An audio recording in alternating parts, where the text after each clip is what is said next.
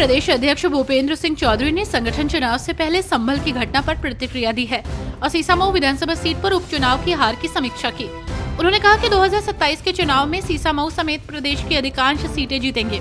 भाजपा का संगठन महापर्व 2024 शुरू किया गया है और पहले चरण में 2.5 करोड़ साधारण सदस्य प्रदेश में बनाए गए हैं। उत्तर प्रदेश के बलिया जिले में अतिक्रमण हटाओ अभियान जोरों पर है। बलिया नगर पालिका में टीडी कॉलेज चौराहे से ओवरब्रिज तक सड़क के दोनों तरफ अस्थायी अवैध अतिक्रमण को हटवाया गया। बैरिया में बुलडोजर देखकर दुकानदार खुद ही अतिक्रमण हटाने लगे। नगरा में हनुमान चौक से लेकर घोसी मार्ग के ब्लॉक मोड़ तक अतिक्रमण हटाने का अभियान चलाया गया। उत्तर प्रदेश स्थित लखनऊ में राष्ट्रीय जांच एजेंसी की विशेष अदालत हिजबुल मुजाहिदीन से संबंधित एक शख्स को आतंकी साजिश मामले में सश्रम कारावास की सजा सुनाई। असम स्थित होजाई जिले के कमरूज जमान को उत्तर प्रदेश और भारत के अन्य हिस्सों में आतंकी हमले करने की आपराधिक साजिश में विशेष अदालत ने दोषी ठहराते हुए जेल भेज दिया है। आजाद समाज पार्टी के प्रमुख चंद्रशेखर आजाद ने लोकसभा स्थगित होने पर निराशा जताई है। उन्होंने कहा कि वो लगातार सदन में सतनामी समाज के मुद्दे को उठाने की कोशिश कर रहे हैं, लेकिन सदन नहीं चल रहा है। उन्होंने कहा, मैं सरकार को जवाब देने के लिए इस शून्यकाल में लगातार प्रयास कर रहा हूँ। वहाँ भारतीय जनता पार्टी की सरकार है। आप केवल एक समाज को नुकसान पहुँचाने के लिए उनके बच्चों को जबरन कैद कर रहे हैं। ये अस्वीकार्य है। सरकारी कर्मचारियों को नए साल के मौके पर बड़ा तोहफा मिल सकता है। आपको बता दें कि जनवरी 2025 से महंगाई भत्ते में 3% की बढ़ोतरी हो सकती है। केंद्रीय और राज्य कर्मचारियों का डीए 53% से बढ़कर 56% हो जाएगा। इस वृद्धि से केंद्र के 80 लाख कर्मचारी पेंशनर्स और राज्यों के 50 लाख से अधिक कर्मचारी लाभान्वित होंगे। पिछले 10 वर्षों के महंगाई भत्ते के रुझानों को देखते हुए आंकड़े निकाले गए हैं।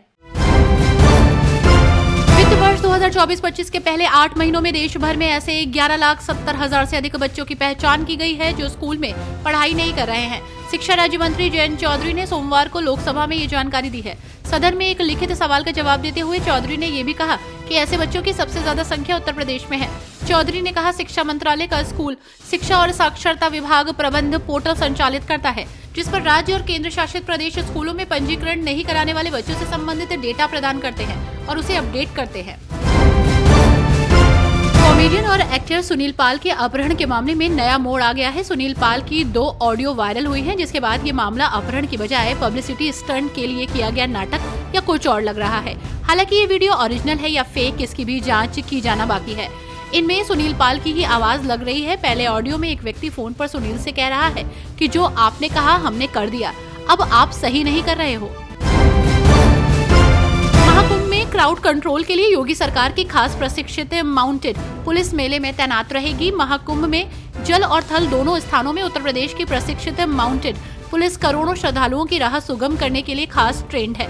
पुलिस के जवान जहां पैदल नहीं पहुंच पाएंगे, वहां माउंटेड पुलिस जाकर श्रद्धालुओं की राह आसान करेगी। इसके लिए 130 घोड़े और 166 पुलिसकर्मी और स्टाफ तैनात किया गया है।